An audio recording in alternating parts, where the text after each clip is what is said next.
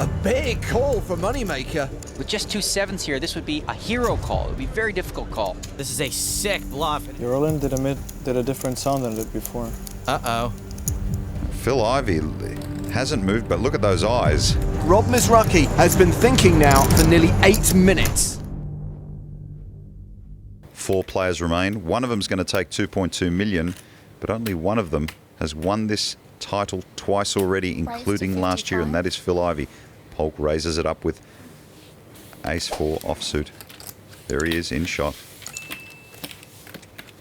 Call. And he makes the call, so they'll go at it again. This time Ivey with a 10 and a 9 offsuit. Here comes the flop. There is a 10 there. Well, an interesting flop too. A 10-3 deuce. So Polk with a straight draw and Ivey with top pair. Ivey checks quickly. Now, Doug can bet here, or he can elect to take a free card for his gut shot straight. Checks behind Ivey. The turn, a 2 of hearts. Action on Phil.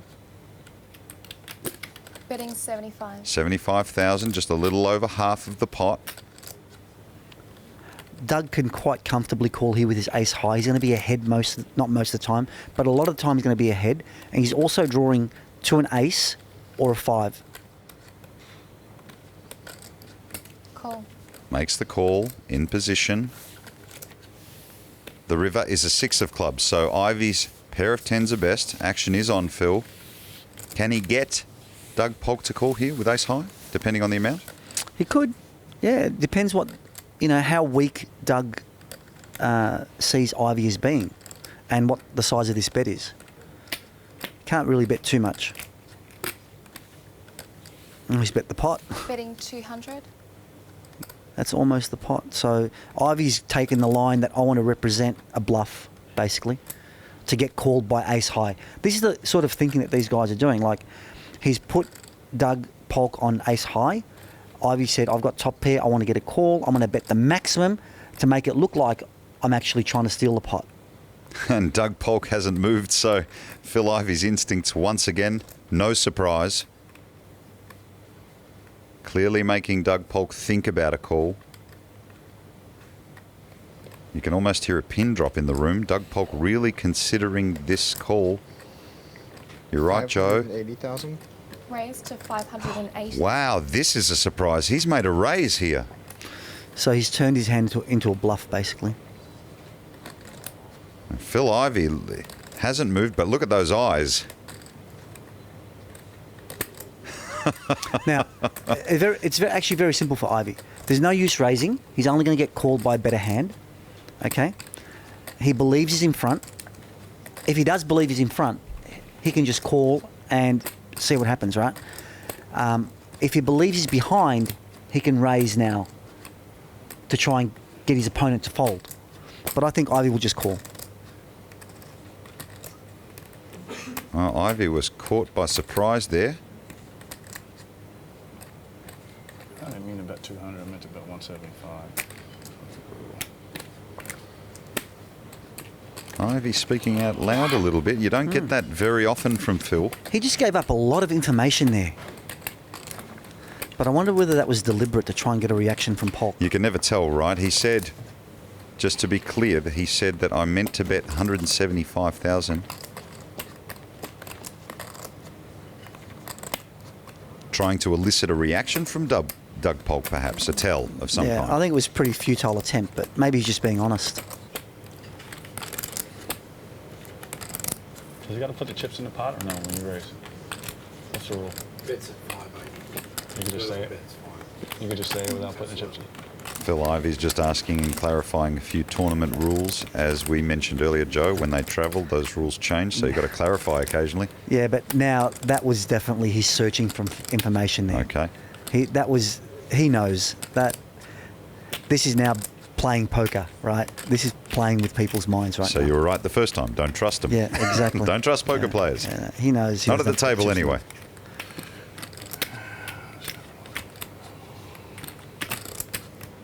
Confused, frustrated.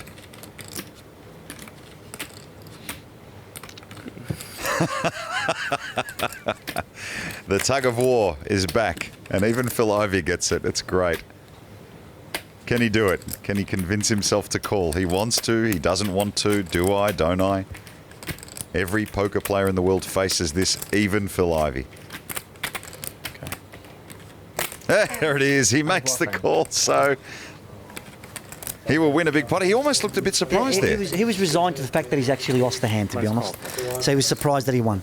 Blinds are now 500 and 1,000 with a 100 ante, and we're sweating with Davide Kitai. The last time I sweat with a Belgian, Jean-Claude Van Damme was digging through a discount sock bin and arguing with his girlfriend at a department store in Los Angeles, and that is a true story. So Kitai's under the gun +1 raise with ace king has been called by Chris Moneymaker in the big blind. Heads up to the flop, which is 10-9-7 with 2 clubs. We are in position. I like that. Moneymaker has checked to Kitai.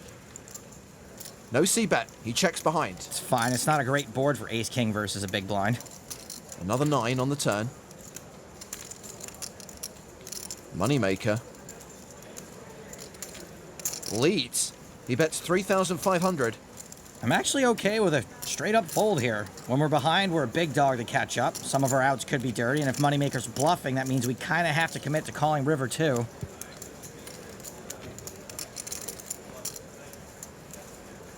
Kitai calls. Okay, I mean, could have the best hand. The river is an 8. Well, this is a very straighty board. Moneymaker slows down, he checks. Well, a check behind's no good, because we're only beating, like, king-queen and ace-queen. Kind of a fan of turning our hand to a bluff. Yeah, I think I like that. Yes, indeed.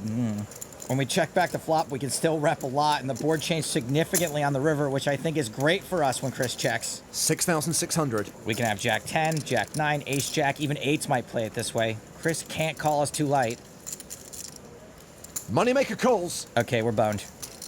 Kitai, tables ace high. Moneymaker shows pocket 3s. What?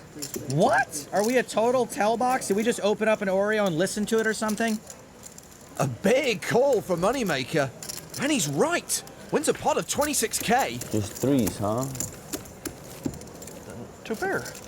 Hard to make 2 bad. It's hard to make 2 pair. Hard to make 2 Hard to make a pair. It's hard to make friends after 40. Kevin's gonna make the call. It looks like Kevin Saul is going to make the call, so these two players once again will tangle. 2 suited overcards against the pocket pair, and the board is paired. 2 10s and a deuce. Well, that's a good flop for Kevin Saul. As you can see, Benny Spindler has absolutely no piece of it. He's gonna Now check. Saul has to think to himself, well, I can beat ace-king here. Kevin's gonna check. Benny's slowing down. He checks on the Well, flop. interestingly, Kevin Saul also checks. He doesn't want to protect his 7s. Spades, king 10, 10 deuce, 2 spades on King on the board. turn. That's a card that either player could represent. Benny Spindler might now pretend like, hey, you know, I've got ace-king. I've hit my king. I'm going to go ahead and bet. We know he's certainly capable of a big bluff. It's almost 700,000 in this pot already. Saul looks like he's going to be faced with a fairly big bet on the turn here. And of course, this would be the argument against checking in position on the flop, right, Daniel? Well, it's just going to make it a little difficult for Kevin Saul, but I'm sure he feels like he's playing his best game right now. He can figure things out. And he desperately wants to beat his nemesis at least one time. Now, of course, Benny Spindler with absolutely nothing here. Stone cold bluff. Really just hoping to pick it up right now. Kevin's gonna Kevin make the Saul call. being stubborn here says, I want to see the river card. I don't believe it. I don't buy that you have a king. Spindler's going to need a queen or an 8 on the end to make the best hand. All right, let's see That the pot river, is ballooning now up to almost 1.5 million. Ace of hearts. An ace on the river. Kevin Saul has to hate that card. Now he can't beat an ace, he can't beat a king. Of course, he can't beat a 10. There's not many hands he can beat. He can beat, however, what Ben Spindler does have, which is the old queen high. Now, Spindler's got to wonder whether or not Kevin's got the ace too here, right? Well, you know, if I were Benny Spindler right now, I think he called me on the turn when that king hit. He might have the ace too. I'd probably give up. But I don't think Benny Spindler has much quit in him. No, he wants this pot. He is reaching for chips, Daniel. And you see there Kevin Saul looking on intently, trying to pick up a read maybe. There's already 1.4 million plus out there. How big's this bet got to be? There's going to be a lot more in here all of a sudden. 650,000. Okay, a huge bet here, 650,000. Trying to represent the ace now. Kevin Saul taking a look over at Benny Spindler, trying to figure out if there's any sort of twitch that he can see that maybe would lead him to believe he's bluffing. With just 2 sevens here, this would be a hero call. It would be a very difficult call. You know, most players by now would have had their sevens in the muck already. He bet on the king, he bet on the ace, he re-raised me before the flop. I mean, what in the world can he have that I can beat? Well, he knows that Benny Spindler did it to him with 3-5 offsuit earlier. It's true. It's always difficult to play against an aggressive guy like Spindler who makes you guess a lot, does a lot of crazy, funky things. Kevin Saul, his instincts are definitely telling him, he says, I just feel like these sevens might be good. Kevin calls. He's pushing it forward, he's calling! Wow, incredible call. Good call. Oh, I want to see the hand. Benny Spindler says, good call. What? Wow. This is really bad. I'm surprised to see Kevin Saul do this. This is considered very bad etiquette. For Kevin. I'm sorry. I have no read on you, so I just want to see what you were re-raising. While Mizrachi flops top pair, Cody, with position and the betting lead, flops second pair. Mizrachi checks to him. Now it's a bloated pot, and this is a flop no one can fold on. Jake's probably compelled to continue here most of the time. Rob's going to call with all better hands, but probably plenty of worse ones, too. Jake's C-bet is 25,000. Small relative to the size of the pot, but in a 3-bet pot, it's going to be just as effective as a bigger bet. Mizrachi calls. We go to the turn, which is the deuce of hearts, pairing the board. Rob's now chopping with all aces that aren't ace-king. He checks to Jake. And Jake checks behind. The river is a 10, giving Mizrachi a better 2-pair. Really good card for Rob, because now he's beating all aces except ace-king, and he can value bet the aces that think they're chopping. He's made it 38,500. And Jake Cody shoves. I didn't see that coming. Holy shnikes, he has done it again, only this time it is not for value. See how me cover? Yeah. Rob bet the river so small, I think it kind of turns his hand face up a bit as a value hand, but not super strong. No. Plus, when Rob's bluffing, you instantly win the pot. Jake's trying to rep a straight or a slow-played boat, and I think he can do it pretty credibly in this spot. And of course, last time he made this move, he got Mizrachi to call pretty light. And a play like this only has to work around 60% of the time. I could beat ace-queen. You could have an ace, hoping I fold an ace. Ace-king, king's full. He wouldn't do that. Doesn't make any sense. Uh-oh, he's putting it together like Chaz at the end of Usual Suspects. I don't want to go out like this. Scared you have an ace. If you have an ace, you're going to make that play to get me off the ace. Jack queen suited. That's why this is such a great bluff. 10's full. Jake is credibly repping a very wide range of winning hands. He's been thinking now for nearly 4.5 minutes. Check the turn with an ace, and then you hope I bet. Now you think I have an ace. Push it all in because you want to get me off an ace. Don't have an ace beat. Oh my God. Rob Mizrachi has been thinking now for nearly 8 minutes. I haven't seen someone in the tank this long since David Blaine. I call a clock. I hate it. Yeah. I was going to call a clock too. Jeremy Cutler's called for the clock. Rob Mizrachi was actually going to call it on himself. And Robbie the ring announcer off to find a floor man or woman. When the tournament staff arrive, they'll put Rob Mizrachi on a 60-second countdown. They'll have to make a decision. Jake Cody hasn't even broken a sweat. It's impressive. All right, I call. He calls! After 8 minutes and 22 seconds, he calls! Cancel the floor person, and that has got to feel great for Rob. Props to Jake Cody, too. It was tough. It's not an easy call. Right? It's not easy. I thought there was a chance he's going to do that with ace-queen, ace-jack, and something like that. Good call. Thanks. Igor Kurganov, king-jack off. Suspect he's going to open. He does, with a raise to 4,000. Oh my God, who is that? That is Slade Fisher. He's folded, as have Gabriela Trento and Andrew Chen. Ola Schemion, queen 7 off on the button, and that is a re-raise, a 3-bet to 9,100. Re-raising an early raise against a really good player with junk. Kurganov calls. There is some history between these two. Igor knocked Schemion out of the 25K in Australia, then went on to win. Ace Jack 6 on the flop.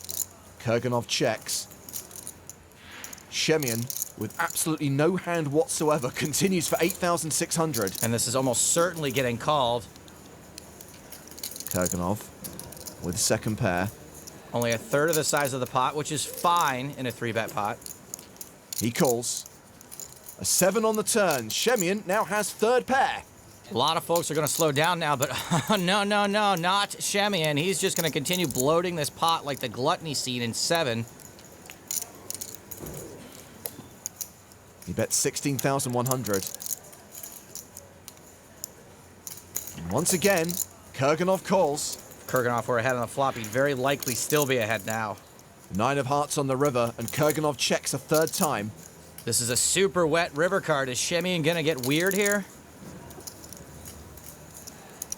All in. He shoves.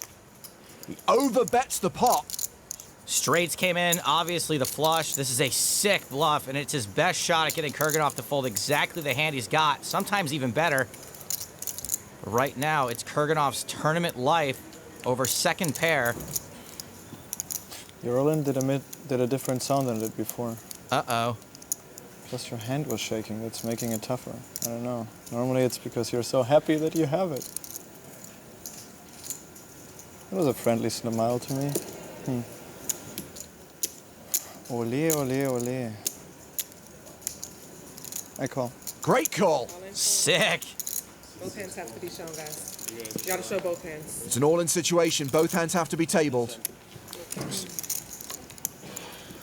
Einmal so nicht klarkommen wie ich. Live reads are not a myth. I've seen it.